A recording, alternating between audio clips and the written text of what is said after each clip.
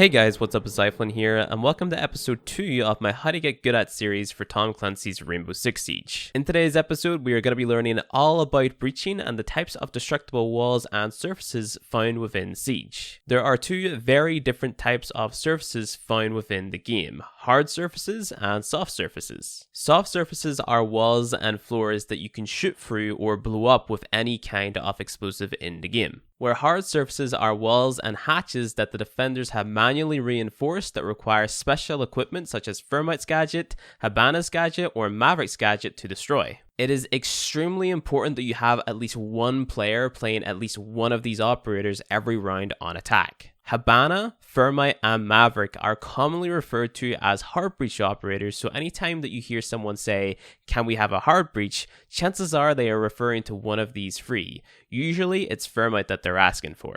Hard breach operators are extremely important because they can be used to create openings looking onto the defender's bomb sites that are going to put the defenders at a huge disadvantage. Soft breach operators are just as, and if not more important than hard breach operators. Soft breach operators don't need to be picked 100% of the time because a lot of the attackers have a piece of equipment known as the breach charge, which can be placed on pretty much any form of soft surface in the game so you can blow it up. However, you are limited to having 3 breach charges per operator that has them. The reason soft breach operators are usually picked are because they can destroy more of those soft surfaces, and some of them can even do it from a distance. Take, for example, Ashe. Her piece of equipment is a grenade launcher that fires breaching rounds, allowing you to destroy soft surfaces and enemy equipment from a distance. On screen now, you can see an image of the operator customization screen. The operators with the green square around them are operators who specialize in soft destruction, and the operators with a red square are operators who specialize in hard destruction. I recommend trying to pick up the non-DLC operators in this image. They are Sledge, Ashe, and Thermite. Non-DLC operators are considerably cheaper to purchase than the ones that are included in DLC. All 3 of these operators have good guns, good gadgets, and are quite popular. Sledge has a sledgehammer that's going to allow you to soft breach through walls and hatches. It's even going to allow you to destroy floors so you can shoot down at enemies and enemy equipment. Ashe has her grenade launcher that shoots out a breaching round that can be used to destroy soft surfaces and enemy equipment from a distance. And Thermite is the main hard breacher in the game. You can use his exothermic charge to blast open hard walls that the defenders have put up so you can give you and your team an angle onto their bomb sites. It's worth it to note that if you play Thermite, some people might yell at you to open certain walls, so I'd recommend picking up Thermite last out of these 3, simply because you want to actually learn where you want to be placing your exothermic charge before picking up and playing the operator.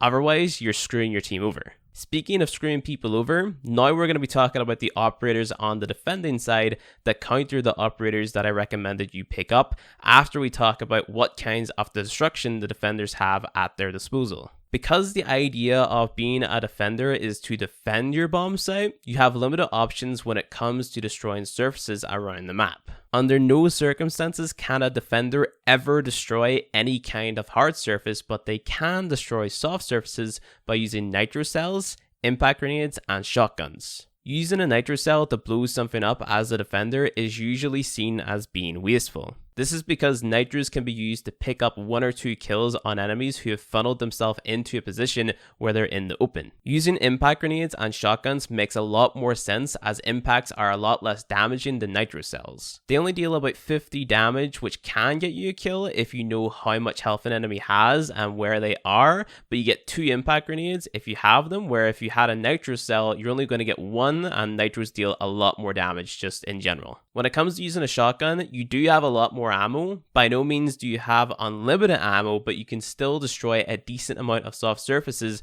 with the extra ammo that you do have. Soft destruction on the defending side is equally as important as soft destruction on the attacking side.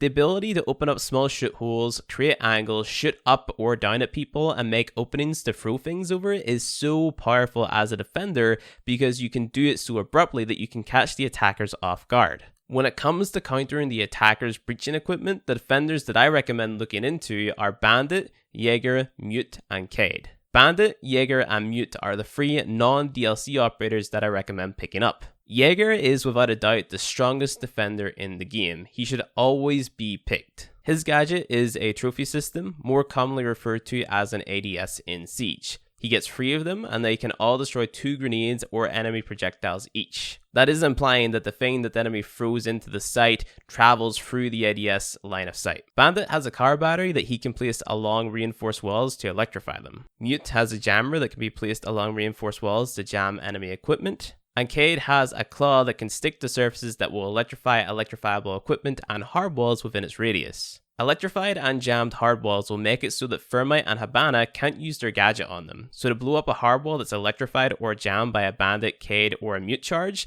you're going to have to destroy the charge or charges somehow. Bandit has to use one of his charges per wall, where Cade and Mute's claw and jammer can electrify or jam 2 walls at the same time. There are a multitude of different ways to get rid of a Bandit, Cade, or Mute charge depending on the site that is being played. The easiest way to get rid of these charges is with Thatcher and his gadget, the EMP grenade. Thatcher is also a non-DLC operator, so he's going to be cheap to buy as well, so I recommend picking him up too.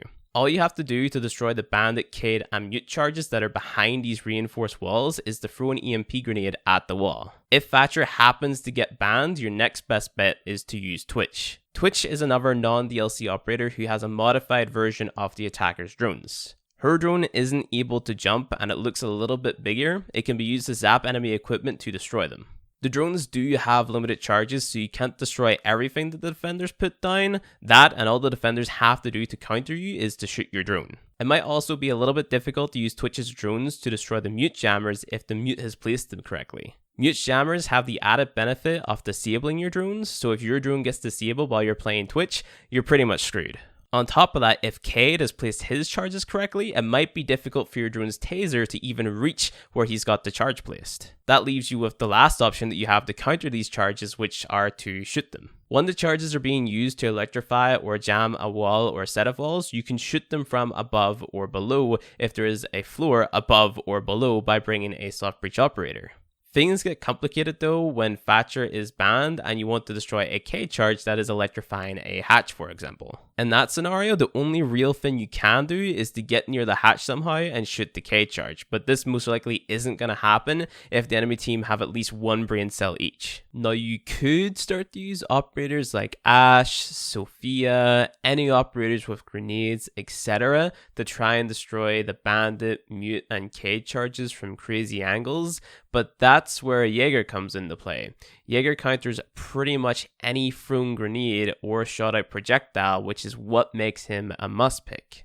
Jaeger charges placed in the right positions can quite literally stop your entire defense from falling apart. If you don't have a Jaeger or Jaeger mines in the right positions, that is a huge weakness in your defense, and you bet your ass the attackers are going to try and exploit that. The only thing left to really talk about whenever it comes to opening up walls and hatches is using Maverick to destroy Bandit, Mute, and Cade charges. Maverick is the hard breach operator with the blowtorch that allows you to burn holes into a hard wall even if it's electrified. You can make a small hole and shoot the charges that you want to destroy, or you can sit for a longer period of time and actively burn open a prone or crouch hole for your team to go through. Maverick is really strong if played correctly because he has one of the strongest guns in the game and his gadget doesn't make much noise. The downside is how expensive he is for newer players to purchase. With all of that being said though, you should now understand the absolute basics of breaching through hard walls and soft walls within Siege. The more you play and learn the maps, the more you're going to learn whenever it comes to opening up different areas, advantageous positions, and much